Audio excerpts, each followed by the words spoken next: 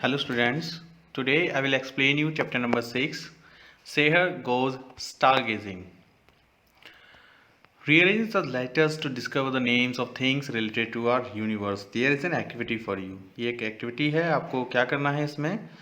अभी तक यूनिवर्स से रिलेटेड जो भी थिंग्स डिस्कवर हुई हैं उनके नेम्स यहाँ दिए हैं जम्बल्ड फॉर्म में। आपको इनको रीअरेंज करना है और उनको करेक्ट स्पेलिंग बनाकर लिखनी है ना। जैसे फर्स्ट वन इज प्लैनेट, है ना। यहाँ आपको रीअरेंज करना है इन लेटर्स को और सही स्पेलिंग लिखनी है। स्टार, गैलेक्सी, इसी तरह से बाकी के। Let's start the chapter. On a cold day in November, Seher and her father were heading towards Sariska, a small wildlife sanctuary near Alwar in Rajasthan. तो नवंबर में एक सर्दी का दिन था। सेहर और उसके फादर दोनों लोग जा रहे होते हैं कहाँ? सरिस्का वाइल्ड लाइफ सेंचुरी, जो कि राजस्थान के अंदर एक अलवर सिटी है, वहाँ पर है। They left Delhi at about 3 o'clock in the afternoon and hoped to cover the 175 kilometre distance in about 5 hours. तो उन लोगों ने दिल्ली से वो लोग चले 3 o'clock अराउंड समथिंग, और उनको उम्मीद थी कि वो 175 किलोमीटर की डिस्टेंस जो है वो 5 hours में कवर कर लेंगे। However, they were not going to Sariska to see wild animals. लेकिन वो लोग वहाँ पर सरिस्का वाइल्ड लाइफ सेंचुरी जा रहे थे, लेकिन वाइल्ड एनिमल्स देखने के लिए नहीं जा रहे थे। Armed with their stars, charts and a good telescope, they had set out to look more closely at the Great Bear, a constellation in our galaxy, the Milky Way. तो उन्होंने अपने साथ साथ क्या चीज़ें ली हुई थी? स्टार चार्ट्स और एक अच्छा सा टेलीस्कोप, ताकि वो ज़्यादा नज़दीकी से ग्रेट बेयर, जो एक हमारा कॉन्स्टलेशन है, constellation means a group of star, जो हमारी गैलेक्सी मिल्की वे में है, वहाँ उसको देखने जा रहे थे। They reached a dimly lit lodge located just outside the century. तो वो लोग पहुंचते हैं, सेंचुरी के जस्ट बाहर एक लॉज होता है जहां बहुत ही डिम लाइट होती है। उनको ज़्यादा रोशनी वाली जगह पसंद नहीं थी, इसलिए उन्होंने ये जगह यहाँ चुनी। This was what they wanted because it meant little or no artificial city light would spoil the view of the night sky. क्योंकि वो नहीं चाहते थे कि जो सिटी की चाकाचौंध वाली रोशनी होती है उससे उनका जो नाइट का स्काई का व्यू है वो स्पॉइल हो जाए, खराब हो जाए, इसलिए उन्होंने इस जगह को चुना। Sehar set up the telescope and focused it on a cluster of star. तो सेहर ने टेलीस्कोप अपना सेटअप किया और उसको फोकस कर दिया एक स्टार्स के क्लस्टर पर। Cluster is also group of stars. Okay. 5 minutes after gazing through her telescope, she gave an excited cry. लगभग 5 मिनट तक उसने टेलीस्कोप से देखा स्टार्स को और अचानक उसने एक एक्साइटेड होकर आवाज दी, dad look at this, oh it's gone. उसने अपने डैड से बोला, डैड इसको देखिए, अरे ये तो गायब हो गया, ये चला गया। हर फादर ऑल्सो सॉ इट, उनके फादर ने भी उस चीज को देखा था। You have just seen a comet Sehar. तो उन्होंने सेहर से बोला कि आपने एक कॉमेट देखा है। Oh yes, I remember reading about it in a science magazine. तो सेहर बोलती है कि हाँ मुझे याद आया, मैंने भी साइंस मैगजीन में कॉमेट के बारे में पढ़ा है। Tell me more about comets dad, Sehar said. तो सेहर बोलती है, डैड मुझे कॉमेट्स के बारे में और जानकारी दीजिए। Well, the name comet comes from a Greek word for hair on the head.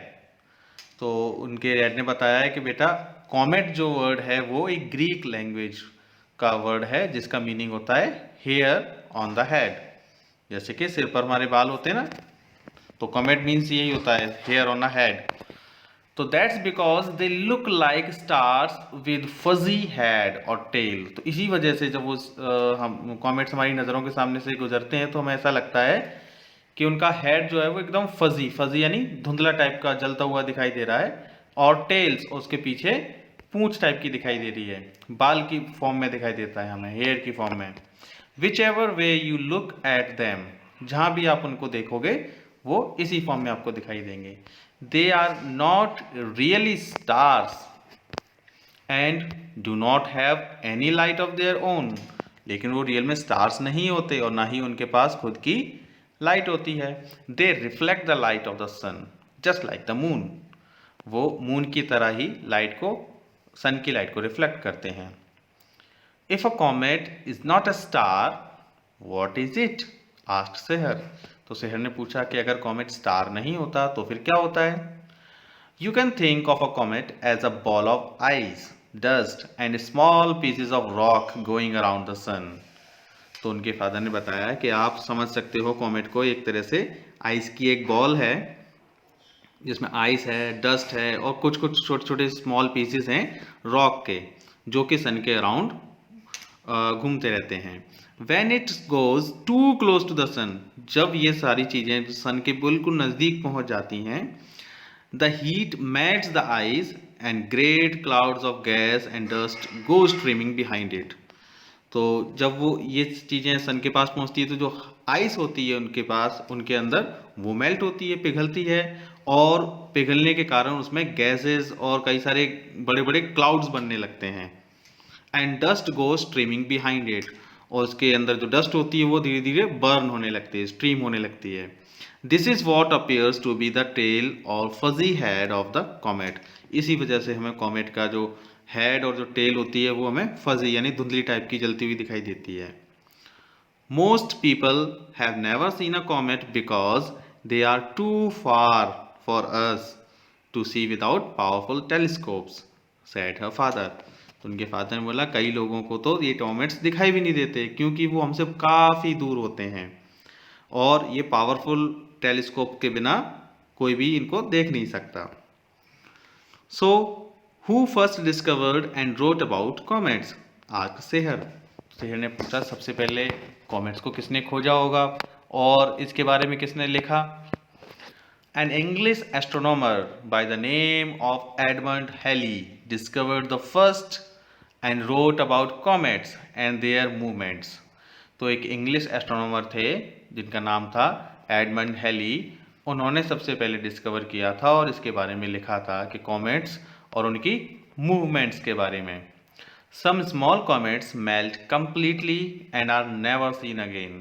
कुछ छोटे छोटे कॉमेट्स तो ऐसे हैं जो कंप्लीटली मेल्ट हो चुके हैं और वो कभी भी दिखाई नहीं दिए। Some big comets reappear many times because only a small part of the ice melts when it comes near the sun. और कुछ बड़े बड़े कॉमेट्स ऐसे हैं जिनका बहुत थोड़ा सा कुछ हिस्सा ही मेल्ट हो पाता है उनकी आइस का जब वो सन के नज़दीक जाते हैं। One particular comet that Halley saw was named after him because he calculated correctly that it would reappear every 75 years and it does. तो एक पर्टिकुलर कॉमेट जिसको उन्होंने हेली नाम दिया था, जो हेली ने जो सबसे पहले उसको देखा था, वो उन्होंने करेक्टली इस चीज़ को कैलकुलेट किया कि ये कॉमेट हर 75 ईयर्स के बाद रीअपियर होता है, दोबारा से दिखाई देता है। एंड इट डज, और ये ऐसा हुआ भी है। The last time Halley's comet came near the sun and the earth was in 1986। तो लास्ट टाइम जब ये हेली कॉमेट्स आया था वो 1986 में हमें दिखाई दिया था। Before that it was seen in 1910। इससे पहले ये ईयर 1910 में हमें दिखाई दिया था। Long before even your grandparents were born, जब आपके ग्रैंड पेरेंट्स जिस समय पैदा हुए थे उस समय की बात है 1910 की। Both times people all over the world stood outside at the night to see it. तो पूरी दुनिया के लोग उस समय उस कॉमेट को देखने के लिए घर के बाहर आए थे और उसको देखा था। The next time it comes near the earth will be in the year 2061। अब अगली बार जब हमें यह दिखाई देगा तो वो कौन सी ईयर होगी? 2061। How old will you be then? उस समय आप कितने ईयर्स के हो जाओगे? आप अपने बारे में भी सोच सकते हो आप उस समय कितने ईयर्स के होंगे। Okay. सेहर laughed at the thought and said, that will allow me so much more time to learn about stars. तो सेहर इस बात पर हंसती है और सोचकर बोलती है कि अरे तब तक तो मुझे स्टार्स के बारे में और कुछ सीखने को, बहुत सारी जानकारी सीखने को मिलेगी और मैं इसको सीखूंगी। I think I want to be an astronomer and discover new things. तो सेहर बोलती है कि मुझे लगता है कि मैं भी एक एस्ट्रोनॉमर बनूंगी और मैं बनना चाहती हूँ और नई नई चीज़ों को डिस्कवर करना चाहती हूँ। Excellent, Seher. In fact, in late 2011, scientists discovered another solar system with 2 suns and as many planets as our system. तो उनके फादर बोलते हैं, उनके थॉट पर, सेहर के थॉट पर जब वो बोलती हैं कि मुझे भी एस्ट्रोनॉमर बनना है, कि हाँ आपने बहुत अच्छा सोचा।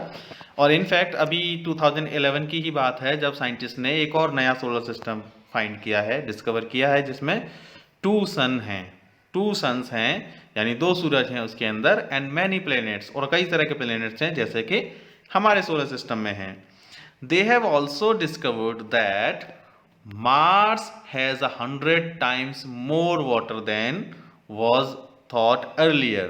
और उनका ये भी मानना है कि मार्स पर जैसा पहले सोचा जाता था कि जितना वाटर है उससे भी 100 टाइम्स मोर वाटर उस पर अभी अवेलेबल है। द यूनिवर्स इज इन्फिनिट, यानी यूनिवर्स कैसा है जिसका कोई एंड नहीं है। There is a lot more waiting to be discovered, अभी तो बहुत कुछ ऐसा है जो डिस्कवर किया जाना बाकी है। Maybe you will make the next big discovery, कि मुझे उम्मीद है कि जब आप एस्ट्रोनॉमर बन जाओगी तो आप बड़े होकर और काफ़ी बड़ी एक डिस्कवरी करोगे जो हम लोगों के लिए काफ़ी यूज़फुल होगी। तो स्टूडेंट्स, आई होप आप लोग भी ऐसा कुछ अच्छा इंटरेस्ट के साथ कर सकते हैं। अगर आप भी एस्ट्रोनॉमर बनना चाहते हैं तो नई नई इन्वेंशंस, नई नई डिस्कवरीज आपका वेट कर रही हैं। अब देखते हैं आप क्या डिस्कवर करते हैं। ओके, फिलहाल आपको इस चैप्टर में हार्ड वर्ड डिस्कवर करने हैं, फाइंड करने हैं, उनको नोटबुक में लिखना है, लर्न करना है, वर्ड मीनिंग्स लर्न करनी है, और अपने फ्यूचर के बारे में, अपने आप बड़े होकर क्या बनना चाहते हो इसके लिए अभी से प्लानिंग करनी है। ठीक है स्टूडेंट्स, मिलते हैं नेक्स्ट क्लास में। Till then bye bye, take care.